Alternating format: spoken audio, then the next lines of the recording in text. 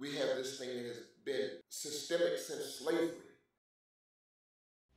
In West Africa particularly, the concept was the extended family. Even within the system of slavery, there were usually black males who would take on the role of the father figure. There was never quite enough help.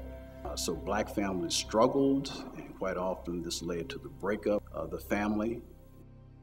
The 1960s as a civil rights movement. Moving forward, then you have this real large influx of drugs, illegal drugs, into the black community. I saw my neighborhood deteriorate as a result of drug use. All of a sudden, heroin was everywhere.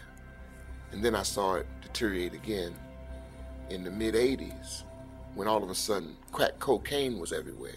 It had an enormous impact on the breakup of the black family. You're talking about wiping out mind power, thinking power.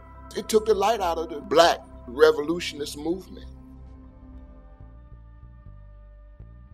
Because we didn't address it then, we find ourselves in a situation where the problem is much, much worse. This is not a criticism of single mothers who are struggling to raise their children, but they're up against a lot. We have a situation in our communities where the babies raise babies, and they're usually mothers. Almost 70% of African American children are born to a single female-headed household.